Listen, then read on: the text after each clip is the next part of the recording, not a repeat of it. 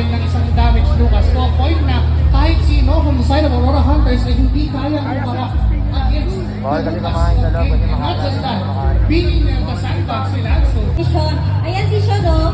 Nakatingin sa inyo, nakangiti without their headsets pa. Mami Michelle, nanonood ba kayo kahapon sa game nila? Nandito po kayo sa venue. Ano po yung nararamdaman nyo nung nasa semi-final sila? Proud na proud ko ako sa anak ko. Wow! Ang galing siya. Sobrang galing mo daw, Sean! Very confident din po ang anak niyo. No? Nakakaramdam po ba kayo ng nervyos habang nanonood? Kahapon pa. Kahapon pa! Ngayon, Kailangan ipaprayong hero at yun. ngayon maligaya siya. Maligaya siya, nakawala siya sa bahan sa exo. Nakahinga din siya. May grand finals appearance. Ayan. May grand finals appearance na ngayon. Ang isang Pinoy. Ngayon, making its appearance for Onyx 9 Lives. We have the Harris and the Dagatot pa siya, pero double check natin yan. Pero ngayon, kailangan din talaga hindi lang magsulat-sulat. Ngayon, sinusubukan. Magkakasubukan tayo. Susubukan naman po talaga namin na Tina. Oo. Pero the idea is that kahit papano, sasabi natin na pwedeng tumagal. Pero depende pa rin kung case-to-case basis kasi baka maagang ma-punish din itong kindness na to. Alam na natin, even for the happiest na heroes, kapag lagi ka namamatay, hindi na ba para kang ano lang, binabaling stick eh. Ang bilis mo lang then mag-reverse down.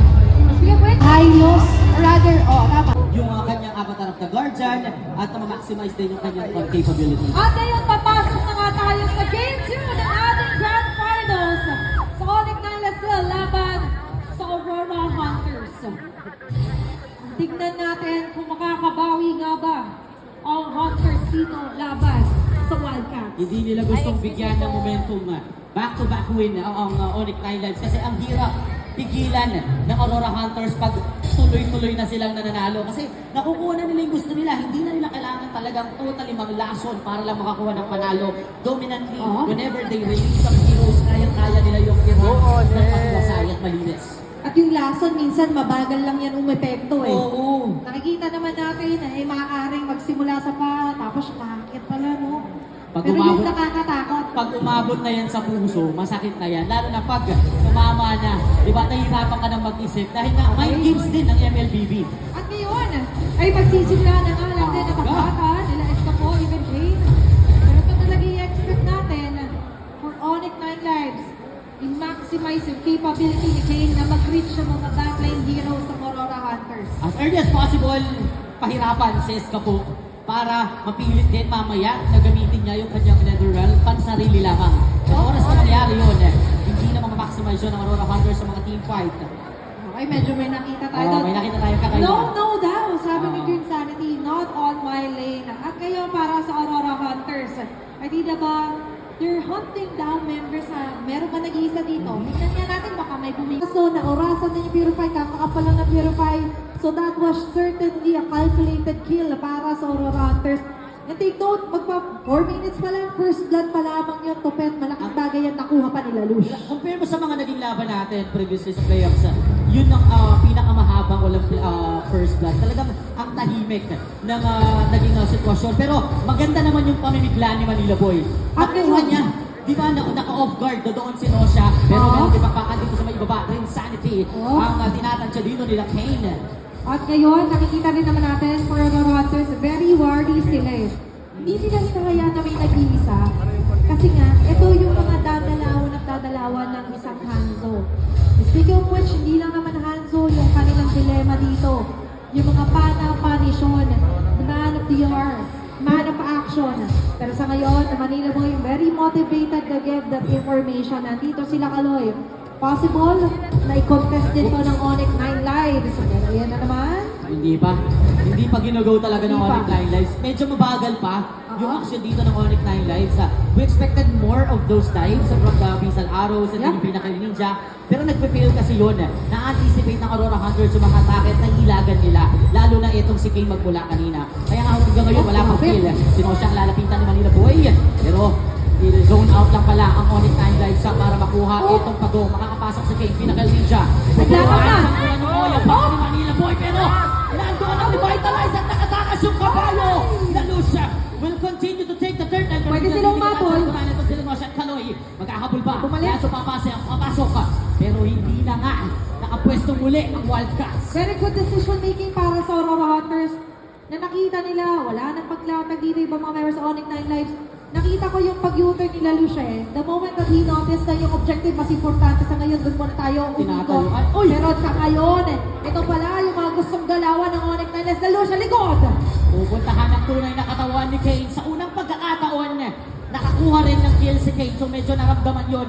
Yan tong Little Insanity. Magmula kasi kanina, failed yung mga ganung pinnacle ninja. Kaya nawala din sa kanila yung turtle. But with the kill through the Edith, pwede nang medyo maging delikado ang sitwasyon nila Atams or nila Espa kung pag sila yung dinikitan ni Kane. Kaya ngayon, sobrang ingat ni Atams.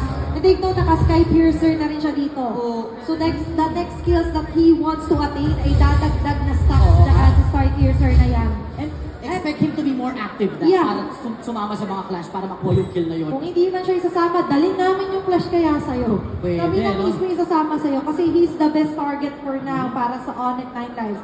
And with that said, kita mo naman yung reaction din dito nila Manila Boy. As much as possible, yung formation nila, nakikita nila lagi yung position ni Atams. So meron mga nagbabatay. Reaccuracy ng mga pana dito ni Sean ay medyo mataas-taas. Kaso hindi pa rin nila ginagawa. Hindi pa tayo nakakita ng mga extended team fights sa ngayon. Tupi. Di ba? Talagang mabilisan yung pick-off and then pakurot-kurot lang yung mga flash natin and then they will focus on objective. And so far, yung mga objective flash na ganun ay naipapanalo ng Aurora Hunters. So they just need to maintain the control pagdating sa mga objectives and iwasan talaga na mapatay sila ni Kane. 1-1 kill score. 7 minutes into the Umagal, game. no? Pero pareho silang nag-a-atay. Pareho silang tila ba pinipace yung sarili nila. Sabi na kailangan i-reserve natin yung stamina natin but without compromising the quality of the kills and plays and flashes na pwede natin gawin. Ayan ang biglang nagkagulo si Lanzo. Ang nangalahati yung buhay Manila Boy. Pupronta para hindi tatama. Nakapwesto muli ang Aurora Hunters dito para mabang sa kanila. Naglaban. Kapag sino siya magagaling sa Majetti. Pupunta siya din Insanity. Primal Rat na kumiente doon sino siya takbo. Flicker in pa siya. Ang Ujiw lang tinamaan si Kaloy.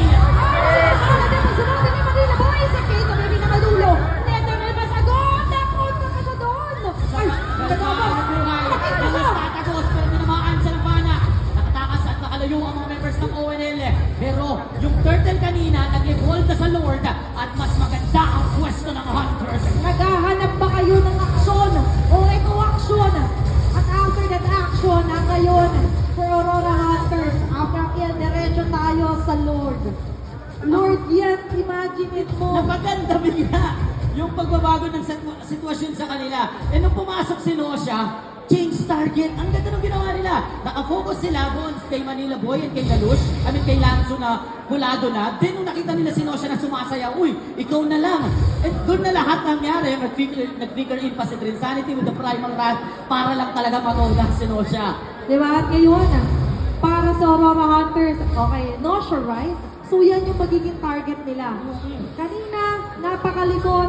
Ngayon, kaya na nilang abulin. At ngayon, nandyan na naman si Manila Boy. Magandang girls papi nila nagagad. Nasa inner turret na ang Onyx 9 Lives. Pati ang Aurora Hunters natin sa likod. Lalaban naman sa loob. Eugene! Di na makakalaban pero may nether realm na para mapahaba yung buhay ng Hunters sa pagkaya. Tulad si Kaloy, atrasan members ng Onyx 9 Lives. Pero yung Lord ay kanilang napuksaw. Pero hindi nalusaw yung mga minions. Kaya yung mga side lanes pwedeng ituloy-tuloy ng Aurora Hunters. At ngayon, makikita natin for Aurora Hunters, the discipline, mas gusto muna nila na ubusin after na interference here on the bottom side. And even if the lane ay nasimot na nga nila. 6K gold lead to pay. Ang laki. Na ngayon ay magsasampung minuto pa lang at hindi nila nagbibigyan ng mga kita ng window ang Onyx 9 Lives sa kanila. Napaka-calculated ng game na to for Aurora Hunters. You can see their aggression. But time to time lang doon yung, yung calculation nila kung kaya nilang lumaban, kung hindi sila mapapunish doon sa team fight because of that another realm. And now, nasa loob na sila ng territory dito ng Onyx 9 Lives. Ng Pinnacle Ninja.